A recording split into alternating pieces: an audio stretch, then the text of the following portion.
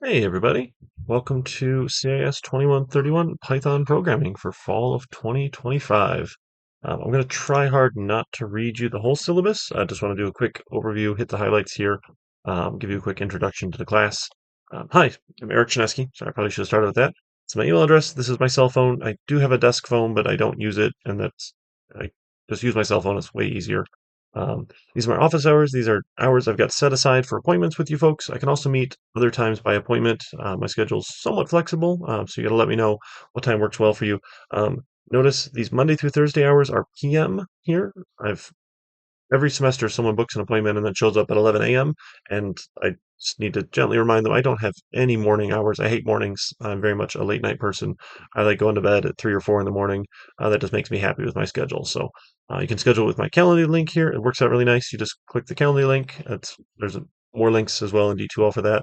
You pick a day, pick a time. It will send you an email appointment. It books it on my calendar, and it works out pretty nice here. So um, not a whole lot today. But if we look at the next week, you can book up to 2 weeks out. So, oh my goodness, it wants to be slow for us here. So pick a day, find a time that works well for you here.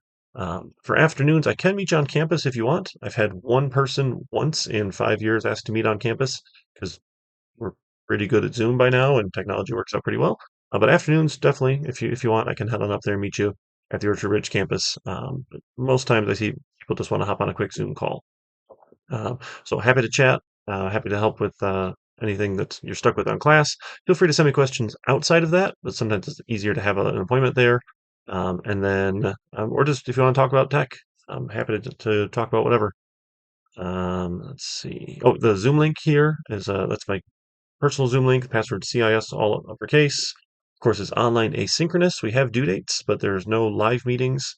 I'll try and schedule like two optional ones to see if anyone wants to hop on, like in a larger group, but not everyone really likes those. So I don't know. I'll give them a try, see if you like it.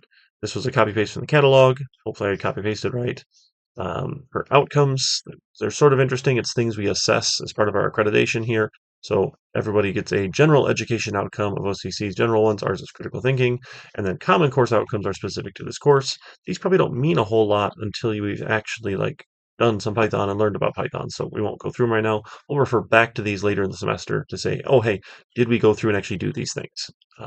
For our textbook, we're going to use a free ebook by Dr. Chuck out of Ann Arbor. He's fantastic. So he's got a couple different options here. So the PY free Python for everybody. You go to the book here, and I think the HTML one is quick and easy. There's other fun ones here that you can use, like the interactive books are really fun. You can actually write some Python code in the browser, which is nice to be able to follow along and edit things and run them. But I use a integrated development environment. I use PyCharm. I think that's a nicer environment for writing code, but you got some options here, which is great. And he also has his videos along with the book as well. So you can take a look at any of his videos, lectures on the chapters. It's great. So Dr. Chuck's a pretty cool guy here. Talk about him. Right. So that's our book. It's free. Please don't pay for anything here unless you want to have the book sent to you, a physical copy here. So, right. This one here. Other materials. We use lots of software here. So we're going to use GitHub. GitHub is a hosting provider of the Git source control tool. We'll talk more about that later. It's a free account. Please don't pay for anything. I use the GitHub desktop client because that's the same tool to interact with GitHub and Git that no matter what language I teach makes my life easy. We're going to download the latest and greatest version of Python, and we're going to use PyCharm. Now, they recently changed this PyCharm. They used to have a free version and a paid version. Now they just said, hey, we just give you one version with a trial license and it'll expire after 30 days. That's great. I actually recommend you go turn it off because they want to give you more features than we need. We don't need any of their fancy bells and whistles. We're at the very basic getting started level. Here's we go. We also have all these installed on the virtual desktop if you want to connect into that. Now, the downside with the virtual desktop is it doesn't save files. But because we're using GitHub, we can commit and push and sync with the cloud here. That'll keep all of our code for us, but then every time you log in, you have to go clone it, download it again, essentially to get your copy back. A small pain. But if your PC can't handle any of these, it's a good option. And these will work on Mac or Windows. I'm going to use Windows for everything. I'm a big Windows fanboy. I actually don't own a Mac. I don't really like Macs, but they all should work with Mac. For course policies are plagiarism and cheating. I'm rather particular about this one here because I don't think cheaters should get degrees, right? You should be putting your energy and effort to actually learn the things so that when you go out and get a job, you know what you're doing. you cheat your way through school and can't do your job, people are going to want to hire other people who graduate with that same degree. So it devalues the degree. So um, if you engage in academic dishonesty, you fail the course immediately. There is no zero on the assignment. There is no try again. It's you fail and you get reported to the dean's office. I believe they keep um, they have a three-strike policy. I have to check with my dean. I keep forgetting to ask him about it. Where after three times you're expelled from the college. The college doesn't want cheaters either. If you're not sure though, please ask.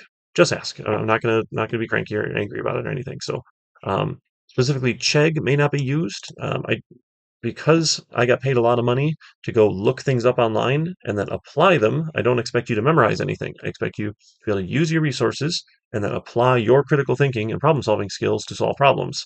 Um, so I said, hey, you can use stuff from the internet. Someone went out to Chegg, posted the assignment, and said, oh, look, here's a solution that was online, but it was only online because they posted it. So just stay off of Chegg. They're getting sued by Pearson, who's also awful. So I hope they both lose. But yeah, don't go there or other similar sites like Coursera or places here. Um, Publishing course material on those sites is a violation of our policy. Right when you go and actually read the details there. For stuff like ChatGPT, it's really neat. It does a lot of stuff for us. Um, it can be helpful. So I'm going to try and show you a couple ways that it's helpful at our level for using it here. But you can't go give it an assignment, get a solution back and turn it in, right? Because we can cite it here, and I'll show you how to we can cite it here. Um, just like an English paper, you can't turn in one giant quotation, right? You have to have the bulk of your work as your original effort here. So most of the project has to be original work. If you want to use it for a very specific place here, great, that'll be okay. But you can't ask it to solve your assignment and then turn it in. And here's the from the OCC handbook, right? The um, distribution of material, so posting course material on sites like that is a big one. But plagiarism is what it usually is.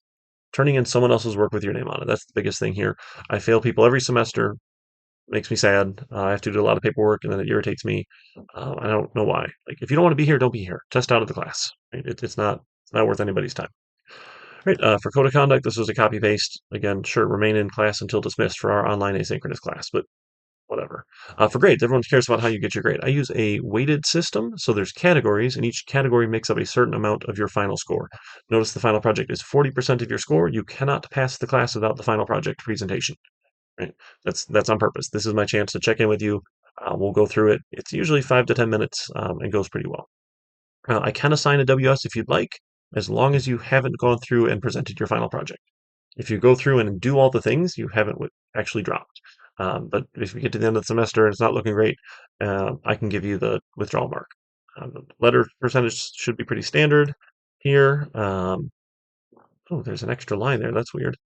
For end marks, if you don't turn something in by the end mark date, you'll get an end mark. If you're on financial aid, that means you get dropped from the course. Bad stuff happens.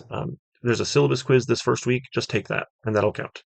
I don't take things late without prior written approval. When projects are due, I post solutions, so I can't take projects late. But if something significant comes up, let me know. But we're online asynchronous, so you've got all week for things, all the projects you've got 2 weeks for. Um, Hopefully that works with your schedule. So other standard policies, FERPA, I don't tell anybody anything. If you ask about grades, I'll tell you to look in D2L. For any accommodations, please contact the Access office and they'll contact me. The Academic Support Center is awesome. We have tutoring and we also have a a group tutor dedicated for our Python classes. I'll tell you all about that later. Jordan's a former student of mine. He's fantastic. Usually gets really good reviews. But they also have individual tutoring outside of the group tutoring hours as well. And I do offer a bonus point, one per week for going to tutoring, whether that's the group tutor session or individual tutor sessions. Got a student technical help desk for things, the D2L help desk for D2L issues. If it's content related, that's me. Don't do dumb things with college resources or you lose access to those college resources. Be kind for etiquette. Public safety department's happy to help. We're online asynchronous, sure. But if you need them, they're there. And our libraries are fantastic. We have so many really cool resources in the library here. And one I'm particularly excited about here, our database is O'Reilly for Higher Education. So I went to O and O'Reilly here. You log in with your OCC username and password. Okay. No. Okay. Why is that not working now? Okay, maybe the saved one was old. All right, there it goes. So O'Reilly is a technical book publisher. They have all sorts of really cool technical books in their catalog. And basically anything you want to go read about here, we can go find. So if you want to know more about Python, oh, Learning Python 6th edition. Sure, let's take a look at this one. That just right up, that was fun. Here, we can click on that and see. So you've got free access through our library to all these books here. It's really, and this is hot off the presses here. This is new, nice, fresh book here, which is great. So all sorts of amazing resources, not just Python, right? But anything that you're interested in tech-wise, we can go find out there. So take advantage of that. It's fantastic. For me, if you've read my reviews, I'm terrible at grading. I'm working on getting better. It seems like something always comes up. I've got 7 kids at home. Um, we get sick all the time. I'll work on it here. Um, and I'll try. My goal is to be much better this fall. For email response or contacting me, if you haven't heard back from me, I mean, even within 12 hours, please reach out again. I probably just missed it. My little guy likes to watch YouTube videos on my phone. He swipes away notifications all the time. Reach out again. I'm happy to help. You're not bothering me. You're not pestering me. I probably just missed it. I'm sorry. I've got a lot of students every semester, so I'll just reach out again. The tentative schedule, every week at noon, we're going to start, and then we'll end the next week at just before noon, right? 11:59 a.m. here, just before noon. I find that cuts down on very last minute questions here. We used to do things like end Sunday night and start Monday morning at midnight, and then I'd get all sorts of questions Sunday night, and that's made for a bad time for everybody. So I like these Thursday starts here. So we've got are essentially a chapter a week. We get into a couple chapters here, a couple chapters here, and we're not going to go super deep on a lot of these last topics. We kind of scratch the surface of them, show you what's out there here, so you can see more things. We got Thanksgiving break. Final project work time is the last week of class. Check in with me, see how things are going here. And then the week of 12/11, we'll do presentations. So as long as we get presentations in before the semester ends, that's great, because my grades are due at the end of the semester. So we'll have that whole week, and then really the couple days to the following Monday there to get those in for the final project presentations. And you'll schedule those with me. It's just a Zoom call, usually 5 to 10 minutes, and we're out of there. It works really nice. So that's the tentative plan for the semester. I'm looking forward to it. And if you got any questions or concerns, let me know. Always happy to talk. Thanks.